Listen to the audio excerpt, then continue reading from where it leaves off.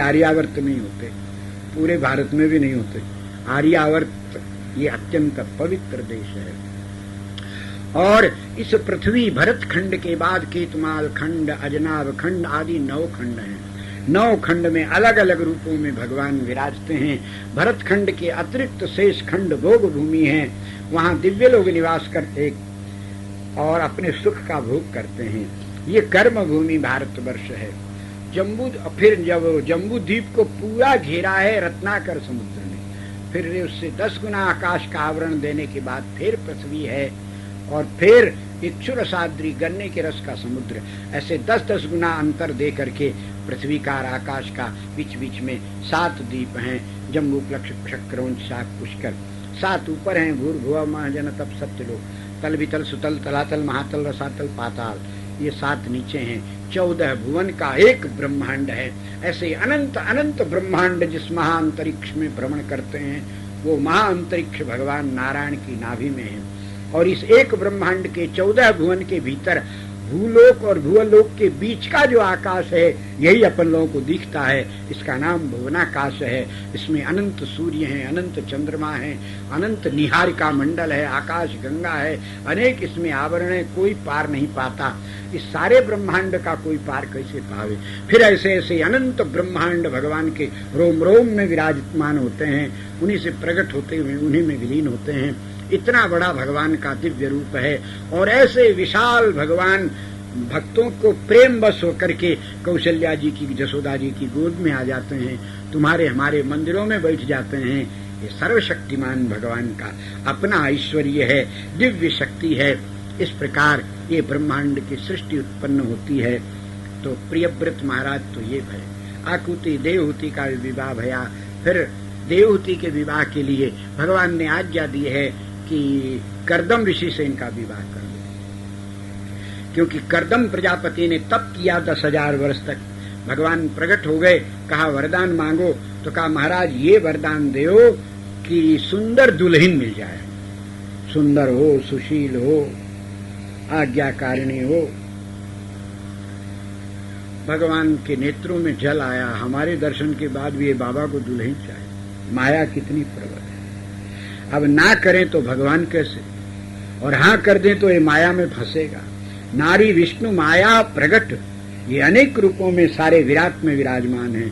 निद्रा रूपेण संस्थिता, माता रूपेण संस्थिता, भार्या रूपेण संस्थिता, पता नहीं कितने कितने रूपेण सारे संसार को बांध रखा है। और अब हाँ बोले तो ये फंसेगा, और ना बोले तो वरदराज भगवान ना कैसे करें।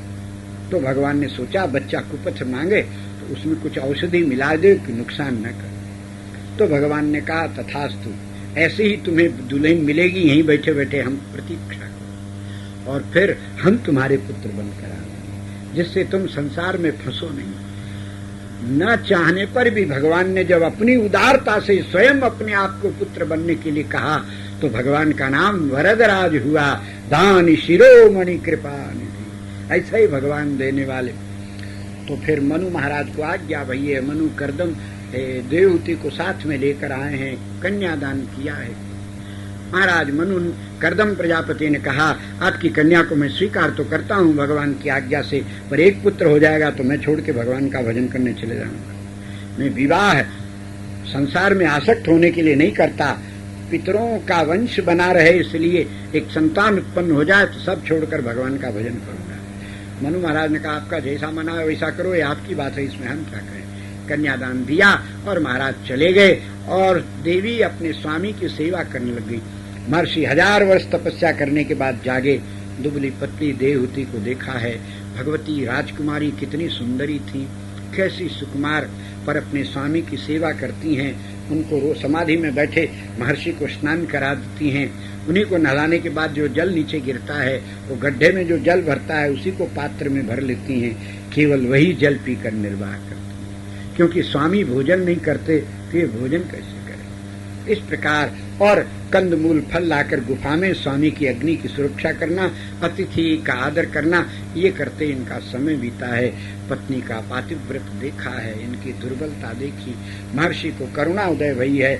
उन्होंने अपने तपोबल से एक विमान बनाया है, विमान में राजा के समान और रानी के समान अपनी पत्नी के साथ रहने लगे। और पत्नी ने कहा आपको पुत्र चाहिए, पुत्र के बाद में आप भजन करने जाएंगे, इसलिए आपको एक पुत्र हो जाए तो ज्यादा अच्छा है। महर्षि अपने दिव्य विमान में बैठ करके सूर्य चंद्र लोक, आकाश, ध्रुव, उत्तरी ध्रुव यानी किधर किधर डोलते आनंद करते रहे। धीरे धीरे महर्षि को 9 कन्या उत्पन्न। तब महर्षि ने अपनी पत्नी से आश्रम में आकर कहा मैं तो थक गया, ये तो बेटी बेटी पैदा होती, पुत्र तो होता ही नहीं है, तो अब मैं भजन करने जाता हूँ। बोले आपने कहा है कि एक पुत्र हो जाएगा तब भजन करने जाएंगे, और बिना पुत्र हुए भजन करने जाओगे तो असत्य बोलने के कारण दोष से आपकी तपस्या सफल नहीं होगी, इसलिए एक पुत्र हो जाए प्रतीक्षा करो। बोले पुत्र तो होता ही नहीं, छोरियां ही होती है, मैं इनका क्या करूं, इनका एक प्रपंच। बोले कन्या हो गई तो इनका विवाह किए बिना जाना भी तो अधर्म है। बोले अब मैं इनको ये लड़का कहाँ खोजता डोलूं। बोले जही विरंच रच सीय संवारी, सोई श्यामल बर रचे विचारी। जिसने कन्या प्रकट की है इसके वर को पहले ही कहीं न कहीं प्रकट किया है। भगवान जानते हैं, अपन लोग जानते नहीं, इसलिए परेशान होते हैं। महर्षि ने भगवान का ध्यान किया, भगवान प्रकट हुए। मेरी कन्या के लिए दूल्हा सब कहाँ हैं? भगवान ने कहा अभी आ रहे हैं थोड़ी देर में। महाराज भरत के पुत्र 100 थे, उसमें 9 योगेश्वर हो गए थे, वही आए हैं। एक एक को एक एक कन्या का दान कर दिया है। 21 दिन में 9 बेटियों का ब्याह करके महर्षि मुक्त हो गए। अब 10वें में उदर में भगवान कपिल नारायण पधारे। 12 वर्ष गर्भ में रहकर जब भगवान कपिल नारायण का प्रागट्य भया है, देवताओं ने जय जयकार की है। बोलो कपिल नारायण भगवान की जय। कपिल नारायण भगवान प्रकट भये हैं। कपिल नारायण ने सांख्य शास्त्र का प्रणयन किया है। प्रकृति की संख्या करके उसका विवेचन, उसका रहस्य बताया है। प्रकृति में कितने तत्व हैं, किस तत्व में कितनी शक्ति है, किस शक्ति को कैसे जागृत किया जाता है, अणु परमाणु को भंग करके उसकी शक्ति को प्रयोग में कैसे लाया जा सकता। सांख्य शास्त्र जिन प्रगट बखाना, तत्व विचार निपुण भगवाना। तब भगवान ने विचार किया कि सांख्य शास्त्र सुन करके लोग सब नास्तिक हो जाएगा, क्योंकि इसमें ईश्वर की तो कहीं चर्चा ही नहीं है।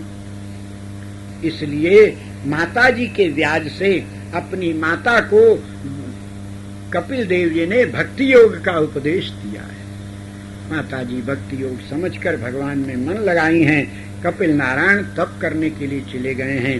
भक्ति अत्यंत दिव्य भई है। अब इधर मनु के बड़े पुत्र उत्तानपाद की कथा सुनी। उत्तानपाद के हुए हैं, उत्तानपाद महाराज की 2 रानियां, एक का नाम, बड़ी का नाम सुनीति, छोटी का नाम सुरुचि।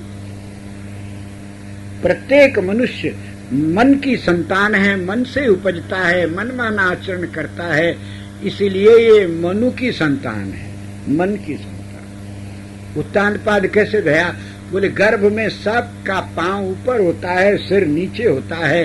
उत्तानपाद है प्रत्येक प्राणी। मानव की संज्ञा उत्तानपाद, क्योंकि पेट में नीचे मुड़ी ऊपर टांग, इसलिए उत्तानपाद। अच्छा, अब इसको 2 शक्ति परमात्मा ने दी है। एक सुनीति, सुंदर नीति धर्म का पालन करो, और एक रुचि, इच्छा का पालन करो। नीति का सेवन करने से ध्रुव प्रकट होता है, उसका परिणाम निश्चित होता है, कल्याणकारी होता है और भगवान का भक्त होता है। और सुरुचि की सेवा करो, रुचि माने मनमाना आचरण करो, तो बोले तो फिर रुचि का फल उत्तम होता है। उत्तम का श्रेष्ठ अर्थ मत कर लेना हो, श्रेष्ठ तो ध्रुव है। उत्तम का क्या अर्थ हुआ? बोले उत विष्णु तत् विष्णु सत विष्णु, ये भगवान का नाम है। सत तत् उत। उत माने विष्णु के लिए जो प्रयास किया जाए उसका नाम उत्सव। भगवान के लिए जो आप कुछ करो उसको उत्सव कहते हैं। उत विष्णु, उत माने भगवान, उनके लिए सौ माने यज्ञ प्रबंध कुछ करो उसको उत्सव कहते हैं। तो उत का अर्थ हुआ ब्रह्म परमात्मा। तम जो मनमाना आचरण करता है उसको सबका ज्ञान तो हो सकता है, पर उत माने परमात्मा के विषय में तम अंधकार में ही रहेगा। सारे विराट का ज्ञान उसको हो जाएगा, पर उससे पूछो तुम कौन हो तो नहीं बता पाओगे। मैं कौन हूं, मैं अरे भाई मैं क्या करता बकरी के समान, ये तो तुम्हारा शरीर है, तुम कौन हो? ये तो तुम्हारा नाक है, तुम्हारा हाथ है, तुम्हारा पांव है, तुम्हारा है, तुम तो नहीं। जो तुम्हारा होता हो तुम होता है, तो तुम्हारी मोटर तुम मोटर हो, तुम्हारी साइकिल तुम साइकिल हो, तुम्हारा लोटा तुम लोटा हो, वैसे ही नहीं है ना? बोले नहीं, तो तुम्हारा शरीर है, तुम नहीं हो। तुम कौन हो? बोले नहीं जानते। बोले बस इसी को कहते उत्तम। सब विषय का ज्ञान तो है, पर आत्मा और परमात्मा का ज्ञान नहीं है, इसीलिए वो गंधर्वों के द्वारा मारा जाता है और ध्रुव भगवान को प्राप्त करता है। ध्रुव जी का चरित्र अति दिव्य है। ध्रुव जी महाराज अपने छोटे भाई के साथ एक दिन खेलते खेलते महल में पहुंचे। महाराज उत्तानपाद की गोदी में जा बैठे हैं, पिता की गोदी में दोनों भाई बैठे हैं। इतने में सुरुचि महारानी आई है, उसको अच्छा लगा नहीं, ध्रुव का हाथ पकड़कर ढकेल दिया उधर। बेचारे बच्चे गिर पड़े, 5 वर्ष का बालक गिर गया है, जोर तो कुछ चला नहीं, रोने लगे। उत्तानपाद महाराज को अच्छा तो लगा नहीं, पर महारानी के डर के मारे कुछ बोले नहीं। महारानी बोलती हैं, इसको क्यों गोदी में बैठा रखा? तुम्हारी हिम्मत कैसे भाई पिता की गोदी में बैठने? अरे इनकी गोदी प्राप्त करना हो तो जाओ जंगल में भगवान की तपस्या करो और भजन करके मेरे पुत्र पेट से पैदा हो, तब गोदी का अधिकार मिलेगा। ध्रुव जी अच्छा लगा नहीं, दुखी हो गए, रोते रोते चले गए। माँ ने देखा है मेरा लाल रोता है, दौड़ कर आकर गोद में उठाया। अंक में बैठे, क्यों रोते हो? तुमको कुछ हुआ? तुम्हारा पेट दुखता है? किसी ने कुछ कह दिया है? क्या चाहिए? क्यों रोते हो?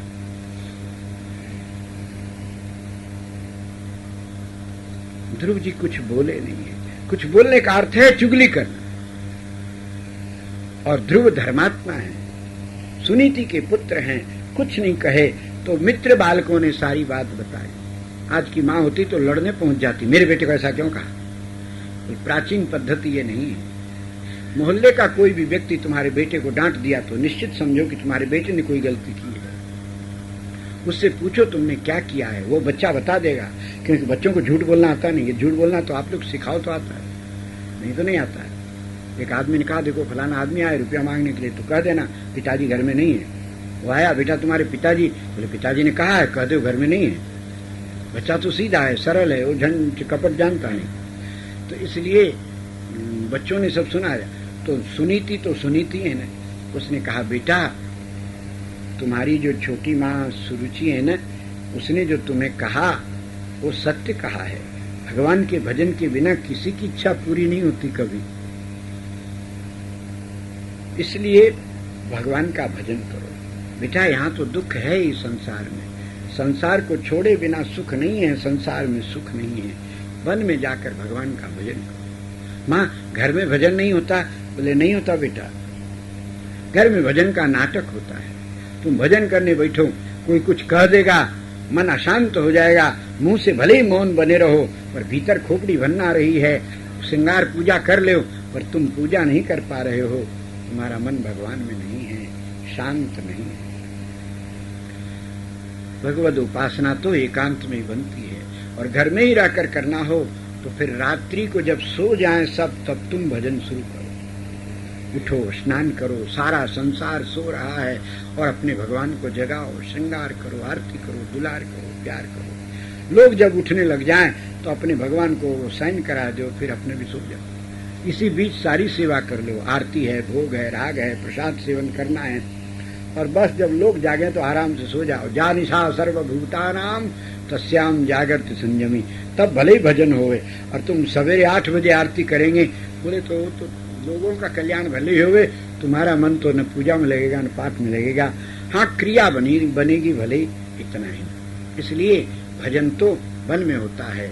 जहाँ आदर नहीं होता है उस मंदिर में भी भगवान का मन नहीं लगता। जिस मंदिर में जाओ पुजारी आपका आदर करे, आओ ले भगवान का चरणाम, जहां जाने पर कोई न पूछे, उस मंदिर में जाने का मन नहीं करता। संसार का प्राणी तो ऐसा है। इसलिए अशांत वातावरण में भजन नहीं।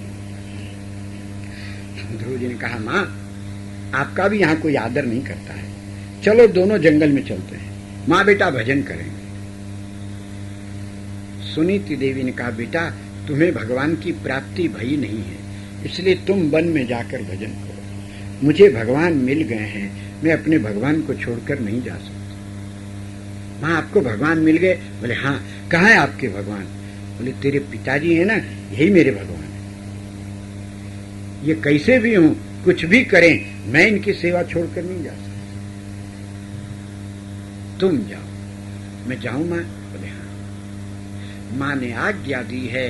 जब ध्रुव जी जाने लगे हैं, माँ व्याकुल हुई है। माँ ने कहा बेटा, किसी से खटपट करके भजन करने जाओगे तो भजन में मन लगेगा नहीं। छोटी माँ ने डांटा है और तुम आक्रोश लिए भजन करने जाओगे, रह रह कर तुमको छोटी माँ की डांट याद आवेगी, भजन नहीं बनेगा। भजन करने जाना हो तो सबको क्षमा कर दो, और बड़े हों तो अपराध हो या न हो, अपना क्षमा मांग लो, उनसे आशीर्वाद लेकर के जाओ, तब मन शांत रहेगा। ध्रुव जी महाराज छोटी माँ के पास में आए। यहाँ क्यों आए हो? बोले माँ आपने कहा भजन करने के लिए, मैं वन में भजन करने जाता हूँ, आपको प्रणाम करने आया हूँ, आप आशीर्वाद दो मैं जाऊं।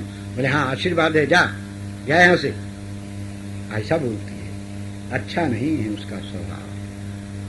ध्रुव जी महाराज माता पिता की परिक्रमा करके वन में चल दी।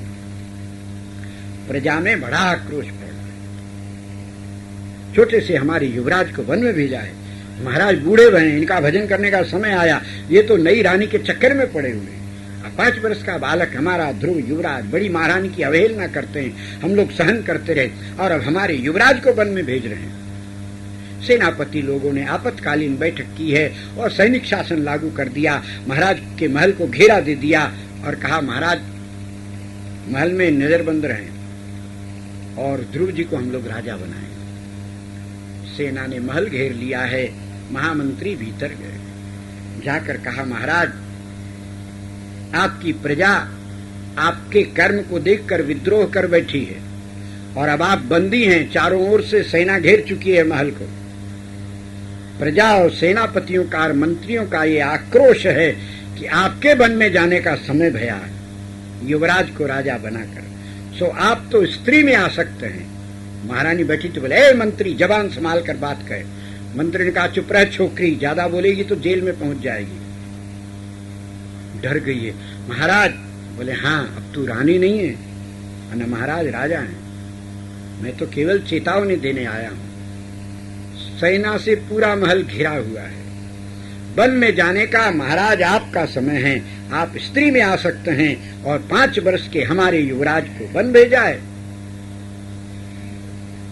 बड़ी महारानी जो राजमाता हैं उनकी उपेक्षा तो सहन किया क्योंकि आपकी पत्नी है, आपका उनका अपना व्यवहार है, पर हमारे युवराज को आप वन में भेजें, इसलिए ये उचित नहीं है। रानी डर गई, महाराज कुछ करिए ना। बोले और गोदी में बैठाओ। छोटा बच्चा गोदी में बैठ गया तो इतना बड़ा अपमान उसका कि उठा के फेंक दिया, दया नहीं लगी। और अब जब डांट पड़ी तो नम्रता आ गई। डांटे पर नवनीच, नीच पुरुषों की प्रकृति है। तो रो पड़ी, महाराज कुछ करिए, अब मैं कुछ नहीं बोलूंगी। बोले अच्छा। महामंत्री सेनापति से जाकर कहो यदि वो अनुमति दें तो हम अपनी भूल सुधारने की चेष्टा करें और पुत्र को मना कर लावें और उसको युवराज पद पर बैठाएं। आज ही उसका रात तिलक करके फिर हम वन में चले जाएं। मंत्री ने प्रणाम किया। थोड़ी देर में आकर बोला, महाराज यदि आप ये काम करते हैं तो आप अब भी हमारे महाराज हैं, क्योंकि आपका आचरण धर्मानुकूल है, आप स्वतंत्र हैं, रथ उपस्थित है, विराजे।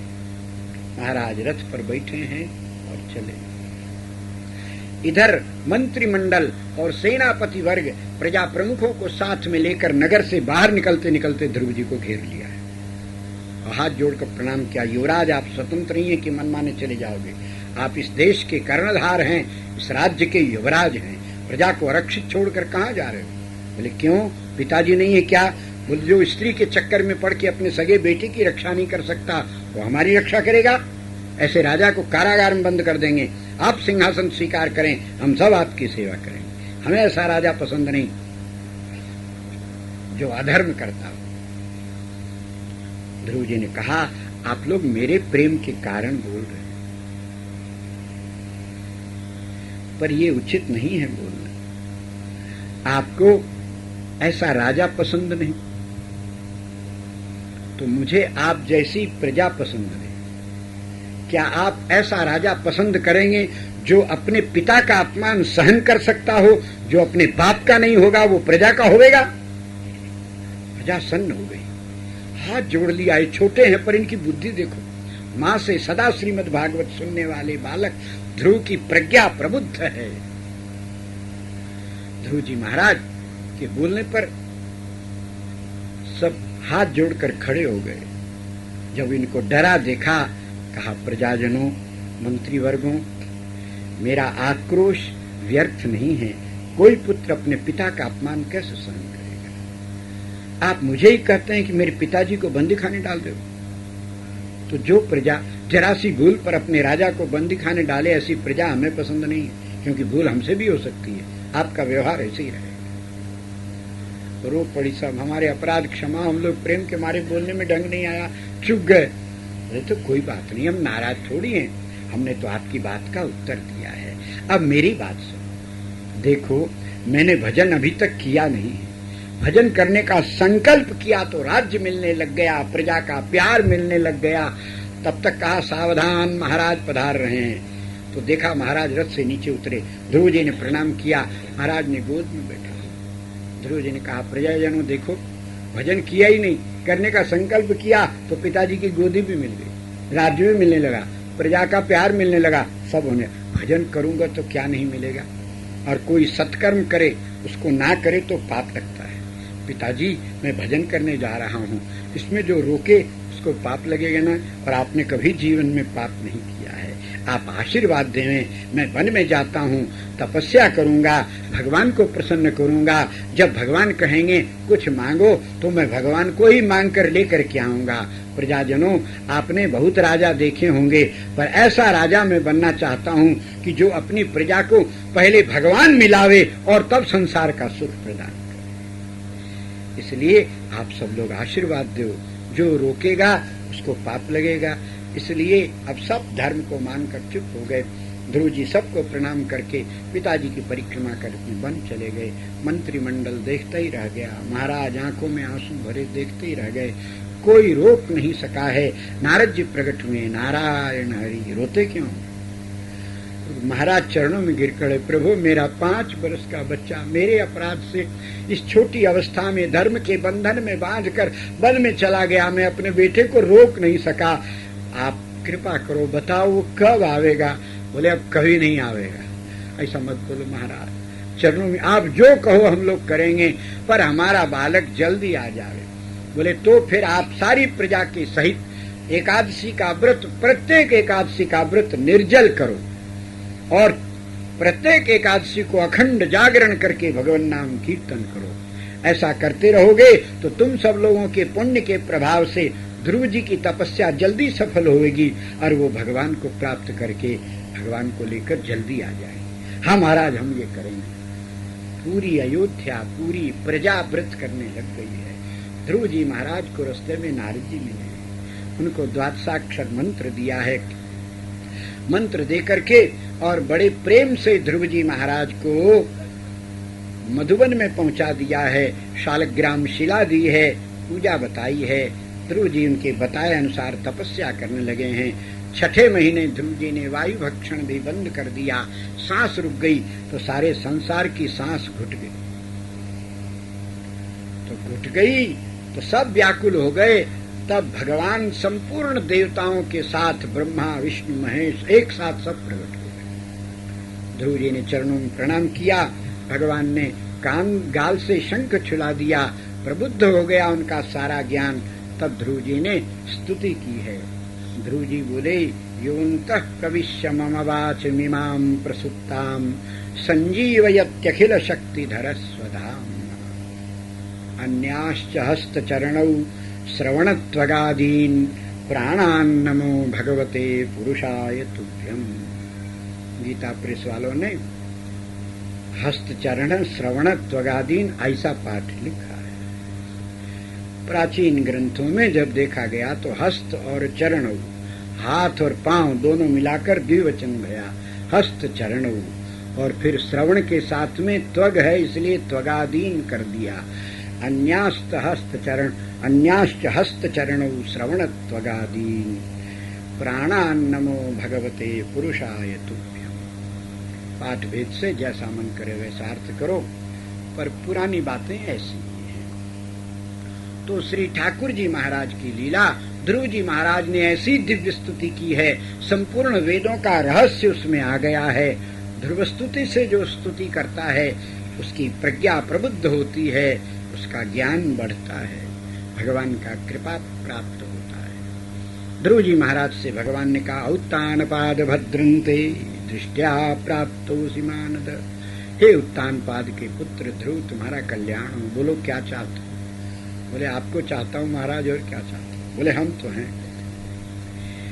तुम पिता की गोद में बैठने के लिए राज्य प्राप्ति के संकल्प से घर से चले हो। बोले पहले तो चला था, पर वो फल तो मुझे पहले ही मिल गया। पिताजी राज देने लग गए, प्रजा का प्यार मिला, तो हमको वो सब फालतू लगा। अब तो आपके लिए तप किया और आप मुझे चाहिए। भगवान ने कहा, हम तो मिल ही गए हैं, पर पहले की कामना भी पूरी होनी चाहिए। मेरा मन है तुमको राजा बनाने का। बोले तो फिर साथ में चलो, चलकर अपने हाथ से सिंहासन पर बैठाओ, फिर आप राज तिलक करो तो भले ही राज सिंहासन स्वीकार, दूसरे का दिया मैं राज्य भी नहीं लेता। भगवान का हम चलते हैं। बोले ठीक। इंद्र को संकेत भया है, इंद्र ने ऐरावत हाथी पर ध्रुव जी को बैठाया है। स्वयं देवराज इंद्र छत्र लिए हैं और देवता लोग चमट डुरा रहे हैं। ब्रह्मा जी महाराज हंस पर एक ओर, गरुड़ पर भगवान श्रीहरि, अगल बगल में आगे वृषभध्वज भगवान शंकर और उनको घेरे हुए संपूर्ण देवगण। ऐसे ध्रुव जी की सवारी चल रही है जैसे बारात चल रही हो। नारद जी महाराज ने जाकर उत्तानपाद को खबर दी, तुम्हारा पुत्र भगवान को प्राप्त करके भगवान को साथ में लेकर पूरी प्रजा को भगवत दर्शन कराने के लिए लेकर के आ रहे हैं। बड़ा स्वागत सत्कार किया। ध्रुव जी महाराज आए हैं, सबको भगवत दर्शन भया है। अपनी छोटी माता के चरणों में प्रणाम किया है। वो रो पड़ी है, बेटा मैं तुम्हारी कुमाता निकली, तू मेरा सत्पुत्र निकला। बोले कि ना माँ, माँ कभी कुमाता होती नहीं, डांट देने से क्या हुआ है? तुम्हारी डांट के परिणाम स्वरूप मुझे भगवान मिले हैं, ऐसी माँ कौन होगी? आप मेरी माँ हैं।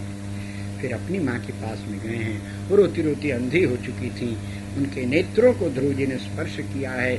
माँ के नेत्र स्वस्थ हुए हैं, साक्षात भगवान का दर्शन किया। फिर भगवान ने ध्रुव जी को सिंहासन पर बैठाया है, अपने हाथ से राज तिलक किया है और ध्रुव जी महाराज की जयकार की है। बोलो ध्रुव जी महाराज की जय। उत्तानपाद महाराज प्रभु की आज्ञा लेकर के वन में तप करने गए हैं, भगवत भजन करते हुए कल्याण हुआ है।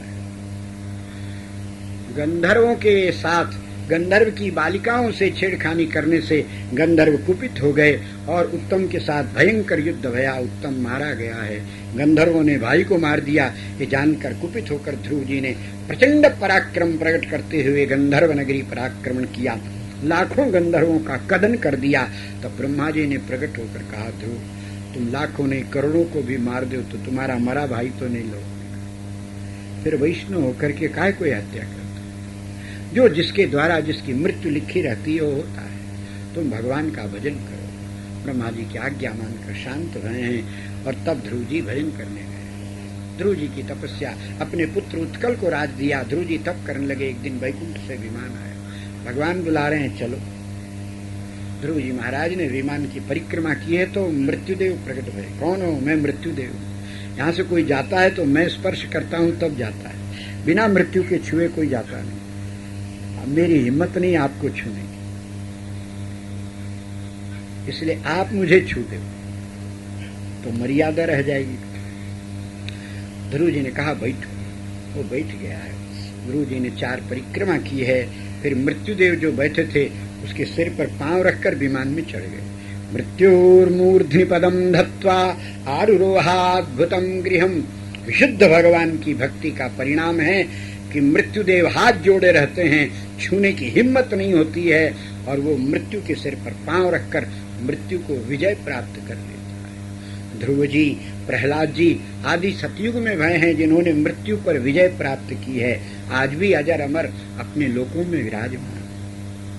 शरीर के सहित नित्य है। त्रेता में हनुमान, जामवंत आदि अमर भय हैं, मृत्यु पर विजय प्राप्त किया है। द्वापर में उद्धव जी यदुवंश के नाश का श्राप है, और यदुवंशी होने पर भी उद्धव जी महाराज को शाप लगता नहीं है, उनके बदले में भगवान शाप स्वीकार करते हैं। त्रेता में विभीषण के लिए बाण सहन किया, तुरंत विभीषण पाछे मेला, सन्मुख राम सहयो सोई सेला, विभीषण हमारा सखा है।